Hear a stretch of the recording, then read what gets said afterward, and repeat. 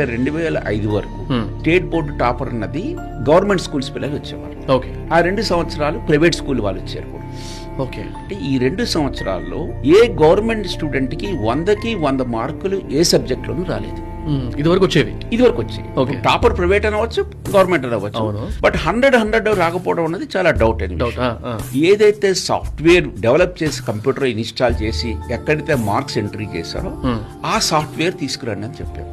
ఆ కోడ్ అంతా చూసినప్పుడు మేము ఏం అబ్జర్వ్ చేసామంటే ఆ సాఫ్ట్వేర్ కంపెనీని ఎవరో ప్రైవేట్ వ్యక్తులు కాంటాక్ట్ చేసి వాళ్ళకి ఫేవరబుల్ గా రిజల్ట్ రావడానికి they might have paid some money so that this software will favour the private schools. Okay. అట్లా లాజిక్ అంటే వెరీ సింపుల్ చెప్తాను. ప్రతి గవర్నమెంట్ స్టూడెంట్ కి రోల్ నెంబర్ 3తో స్టార్ట్ అవుతుందండి. ప్రైవేట్ స్టూడెంట్స్ కి రోల్ నెంబర్ 4తో స్టార్ట్ అవుతుంది. Okay. For roll number starts with 3 అంటే వాళ్ళు గవర్నమెంట్ స్టూడెంట్స్ మాట 66 కన్నా ఎక్కువ మార్కులు 100కి ఈక్వల్ గా వస్తే డిడక్ట్ 8 మార్క్స్ అని రాశారు. అంటే ఏ స్టూడెంట్ కన్నా 100 వస్తే గవర్నమెంట్ స్టూడెంట్ కి ఆటోమేటిక్ గా ఆ సబ్జెక్ట్ లో ఎన్ని తగ్గిపోతాయి.